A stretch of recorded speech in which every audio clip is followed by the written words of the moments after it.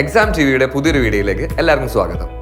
LDCയുടെ പാറ്റേണും ഡീറ്റെയിൽ സിലബസും കഴിഞ്ഞ ഒരു വീഡിയോയിൽ നമ്മൾ പറഞ്ഞു കഴിഞ്ഞതാണ്. അതിന്റെ ലിങ്ക് ഡിസ്ക്രിപ്ഷൻ ബോക്സിൽ കൊടുത്തിട്ടുണ്ട്. ഇന്നത്തെ വീഡിയോയിൽ LDC നോട്ടിഫിക്കേഷനും എങ്ങനെ എക്സാമിന് നന്നായി പ്രിപ്പയർ ചെയ്യാമെന്നുള്ളതും ഡീറ്റെയിൽ ആയി നോക്കാം. ആദ്യമായിട്ടാണ് ഈ ചാനൽ കാണുന്നതെങ്കിൽ എല്ലാവരും തീർച്ചയായും സബ്സ്ക്രൈബ് ചെയ്യുക, കൂടെ താഴെയുള്ള ബെൽ ഐക്കൺ ക്ലിക്ക് ചെയ്യുക.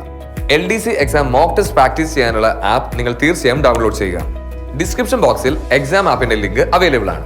ഇനി നമുക്ക് വീഡിയോയിലേക്ക് കിടക്കാം. വൺ ടൈം രജിസ്ട്രേഷൻ പ്രൊഫൈൽ വഴിയാണ് LDC എക്സാമിന് അപ്ലൈ ചെയ്യേണ്ടത്. LDC ഒരു ഡിസ്ട്രിക്ട് വൈസ് എക്സാം ആയതിനാൽ ഏത് ജില്ലയിൽ അപ്ലൈ ചെയ്യണം എന്നുള്ള കൺഫ്യൂഷൻ എല്ലാ കാൻഡിഡേറ്റ്സിനും വരാറുണ്ട്.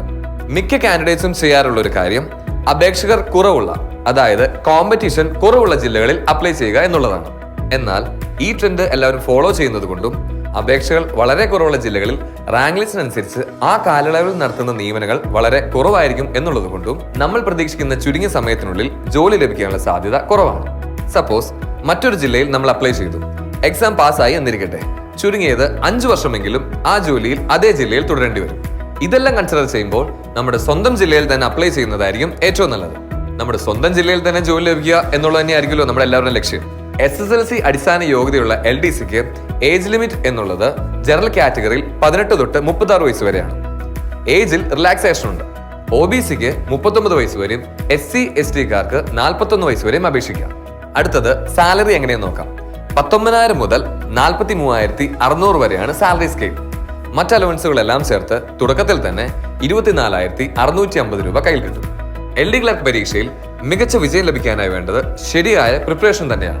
ചിട്ടയായ പഠനത്തോടൊപ്പം പരീക്ഷയെക്കുറിച്ചുള്ള വ്യക്തമായ ധാരണ കൂടി ഉണ്ടെങ്കിൽ റാങ്ക് നേടാനാകും. മുൻ പരീക്ഷകളിൽ നിന്ന് തന്നെ നമുക്ക് പ്രിപ്പറേഷൻസ് തുടങ്ങാം. LD പരീക്ഷയ്ക്ക് തയ്യാറാകുന്നവർ മുഖ്യമായി ചെയ്യേണ്ടത് കഴിഞ്ഞ കൊല്ലങ്ങളിൽ PSC നടത്തിയ ഇതേ എക്സാമിന്റെ ക്വസ്റ്റ്യൻ പേപ്പറുകൾ മനസ്സിരുത്തി പഠിക്കുക എന്നുള്ളതാണ്. LD പരീക്ഷയുടെ ചോദ്യപേപ്പർ തയ്യാറാക്കുമ്പോൾ PSC ഈ എക്സാമിന് നൽകിയിരിക്കുന്ന സ്ട്രാറ്റജീസ്, വിവിധ തരം ചോദ്യങ്ങൾ, ഈ ഓരോ ചോദ്യത്തിന് കൊടുക്കുന്ന ഇമ്പോർട്ടൻസ് എല്ലാം അതിൽ നിന്ന് മനസ്സിലാക്കാവുന്നതാണ്. പ്രീവിയസ് ഇയർ ക്വസ്റ്റ്യൻ പേപ്പർ പഠിക്കുന്നതിലൂടെ PSC വീണ്ടും റിപ്പീറ്റ് ചെയ്യുന്ന ക്വസ്റ്റ്യൻസ് ഏതെല്ലാമാണെന്ന് നമുക്കൊരു ഐഡിയ കിട്ടും. സിലബസിൽ പറയുന്ന ടോപ്പിക്സ് പരമാവധി മനസ്സിലാക്കി പഠിക്കാൻ ശ്രമിക്കണം. ഏതൊക്കെ ടോപ്പിക്സ് പഠിക്കണം, ഏതെല്ലാം ഒഴിവാക്കണം എന്നിവയെല്ലാം സിലബസ് നന്നായി മനസ്സിലാക്കി പഠിക്കുന്നതിലൂടെ നമുക്ക് മനസ്സിലാക്കാൻ സാധിക്കും. LDC എക്സാമിലെ ചോദ്യങ്ങൾ കൂടുതൽ ആഴത്തിലേക്ക് പോകാറില്ല. ബേസിക് ടൈപ്പ് ക്വസ്റ്റ്യൻസ് ആയിരിക്കും കൂടുതലും വരിക. അധികം ശ്രദ്ധിക്കപ്പെടാത്ത ചില മേഖലയിലെ ചോദ്യങ്ങൾ PSC അടുത്തിടെ ചോദിച്ചു വരുന്നുണ്ട്. ഇവയെല്ലാം നന്നായി മനസ്സിലാക്കി വേണം പഠനം ചിട്ടപ്പെടുത്താൻ. അതുപോലെ തന്നെ കഴിഞ്ഞ 2 വർഷത്തെ PSC ക്വസ്റ്റ്യൻ പേപ്പർ എടുത്ത് പരിശോധിച്ച് അതിൽ കൂടുതൽ ചോദ്യങ്ങൾ വരുന്ന സെക്ഷൻസിന് കൂടുതൽ പ്രിപ്പറേഷൻ നൽകണം. ഇത്തരത്തിലുള്ള ട്രെൻഡ് അറിഞ്ഞിരിക്കുന്നത് കൂടുതൽ മാർക്ക് നേടാനായി നമ്മളെ സഹായിക്കും. LDC പ്രിപ്പറേഷനൊപ്പം മറ്റ് എക്സാമുകളിലെ ക്വസ്റ്റ്യൻ കൂടി ശ്രദ്ധിക്കുന്നത് റാങ്ക് മേക്കിംഗിൽ ഹെൽപ്പ് ചെയ്യും. മുൻപുള്ള ചില വർഷങ്ങളിൽ സിലബസിൽ നൽകാതിരുന്ന world history, world geography, politics തുടങ്ങിയ സെക്ഷനിൽ നിന്ന് ചോദ്യങ്ങൾ ഉണ്ടായിരുന്നു. എന്നാലും PSC ആ എക്സാം ക്യാൻസൽ ചെയ്തിരുന്നില്ല. ഇതെല്ലാം മുൻപിൽ കണ്ടുകൊണ്ടായിരിക്കണം നമ്മൾ എക്സാമിനെ സമീപിക്കേണ്ടത്. അതായത് ഏത് ടോപ്പിക്കിൽ നിന്നുള്ള ചോദ്യങ്ങളും പ്രതീക്ഷിക്കാം. മാക്സിമം എല്ലാ ടോപ്പിക്കിന്റെ ബേസിക്സ് അറിഞ്ഞിരിക്കാൻ ശ്രദ്ധിക്കുക. PSC പരീക്ഷകളിൽ ഓരോ വർഷം കഴിയുന്തോറും ഉണ്ടായിക്കൊണ്ടിരിക്കുന്ന ഹൈ കട്ട് ഓഫ് മാർക്സ് എടുത്തു പറയേണ്ട ഒന്നാണ്. എത്ര മാർക്സ് വാങ്ങിയാൽ നമ്മൾ സേഫ് സോണിലാകുമെന്നുള്ളത് തുടക്കത്തിലെ മനസ്സിലുറപ്പിക്കണം. എന്നിട്ട് നമ്മുടെ പ്രിപ്പറേഷന്റെ ഓരോ ലെവലും ഈ സ്കോർ ഇൻക്രീസ് ചെയ്യാനായി ഹാർഡ് വർക്ക് ചെയ്യുക.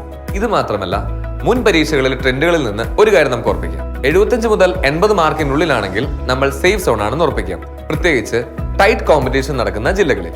ചോദ്യങ്ങൾ ഏത് ലെവലായാലും ഉയർന്ന മാർക്ക് സ്കോർ ചെയ്യാനാണ് ഉദ്യോഗാർത്ഥികൾ ശ്രമിക്കേണ്ടത്. ഗൗരവത്തിലുള്ള പഠനം തുടങ്ങുന്നതിന് മുമ്പ് തന്നെ നമ്മൾ ഒരു സെൽഫ് അനാലിസിസ് നടത്തണം. മുൻതൂക്കമുള്ള പഠന മേഖലകൾ, പിന്നാക്കം പോകുന്ന പഠന മേഖലകൾ, ശരാശരി നിലവാരം പുലർത്താൻ കഴിയുന്ന വിഷയങ്ങൾ എന്നിവയെ പറ്റിയെല്ലാം കൃത്യമായ ഒരു ധാരണ ഉണ്ടാകണം. നമ്മൾ വീക്ക് ആയിട്ടുള്ള സബ്ജക്ട്സിൽ തുടക്കം മുതൽ തന്നെ കൂടുതൽ ഇമ്പോർട്ടൻസ് നൽകി പഠിക്കുക. അതുപോലെ തന്നെ വീക്ക് ആയിട്ടുള്ള ഏരിയാസിൽ നമ്മളുടെ നിലവാരം മെച്ചപ്പെടുത്താൻ സാധിക്കുന്നുണ്ടോ എന്ന് സ്വയം വിലയിരുത്തുക. അതുപോലെ തന്നെ നമ്മളുടെ സ്ട്രോങ് ഏരിയാസിൽ ഒരു മാർക്ക് പോലും നഷ്ടപ്പെടാനിടയാവാത്ത രീതിയിൽ പഠിക്കുക. അപ്പോ പറഞ്ഞ കാര്യങ്ങളെല്ലാം മനസ്സിൽ വെച്ച് റിവിഷൻ നന്നായി നടത്തി എക്സാമിന് നല്ല കോൺഫിഡന്റ് ആയി നേരിടുക. All the very best. Thank you.